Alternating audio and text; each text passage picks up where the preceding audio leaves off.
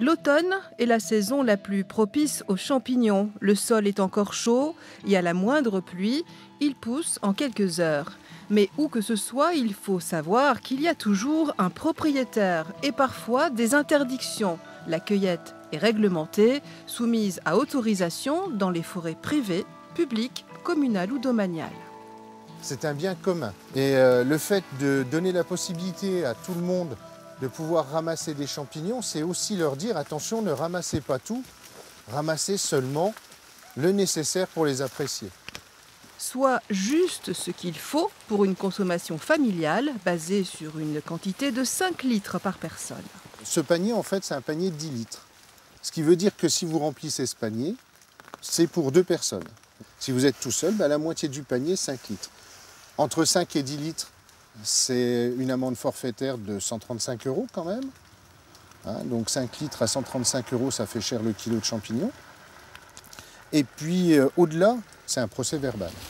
Alors bien sûr, on a tout d'abord une action, je dirais, d'information. Mais si la personne persiste dans l'erreur, j'ai envie de dire, eh bien il y aura une verbalisation. Est-ce que vous-même vous en cueillez des champignons? Très peu. Très peu. Moi, j'ai pris l'habitude d'aller en forêt pour le boulot. J'ai perdu cette habitude que j'avais quand j'étais jeune avec mon grand-père ou avec mon père d'aller aux champignons.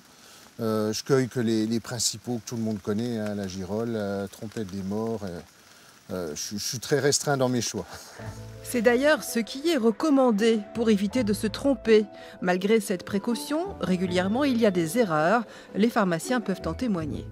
Les champignons les plus confondus en Côte d'Or, ce sont 2 champignons qui se ressemblent beaucoup. Il y a le clitocibe nébuleux qui est plus ou moins bien toléré au niveau digestif et l'entolomivide qu'on appelle aussi l'empoisonneur de la Côte d'Or qui lui peut être mortel. Mais il n'y a encore pas longtemps, il y a 2 patients qui sont retrouvés aux urgences, suite à une consommation de champignons. Alors les premiers symptômes sont souvent des symptômes digestifs, c'est une intolérance. Vous avez mangé, vous ne vous sentez pas bien, comme une intoxication alimentaire. Voilà, ça c'est la première chose, mais ça peut être aussi dans certaines fois de réelles toxines qui peuvent tuer les gens. Certains champignons inoffensifs peuvent le devenir en absorbant les molécules toxiques répandues dans l'environnement. Ce peut être le cas par exemple pour le rosé des prés. Si le pré a été traité, vous êtes sûr que le pesticide va peut-être renforcer la concentration dans le champignon. Donc moi je conseille toujours aux gens quand ils ont un champignon de rejeter l'eau de cuisson. Un champignon c'est beaucoup d'eau. Quand vous faites cuire, vous rejetez l'eau au fur et à mesure. Parce que dans l'eau, il y aura un maximum de toxines. Il faut le faire systématiquement. Mais un champignon qui a été sur un pré, qui a été traité, vous êtes sûr d'avoir le pesticide dans le champignon. Les champignons mortels ne sont pas si nombreux, mais il suffit de se tromper une seule fois. À Marais-les-Fuissets, en Côte d'Or, un parcours pédagogique conçu par 5 associations mycologiques propose une découverte des champignons au fil des saisons. On a 140 panneaux sur l'ensemble du circuit. La grosse difficulté, c'était justement de faire quelque chose de ludique avec beaucoup d'informations, de manière à ce que les passionnés puissent passer 4 heures sur le circuit s'ils le veulent, et d'autres personnes plus novices aillent directement à l'essentiel, avec des décors, avec le petit quiz qui les accompagne et qui les emmène à l'essentiel en s'amusant.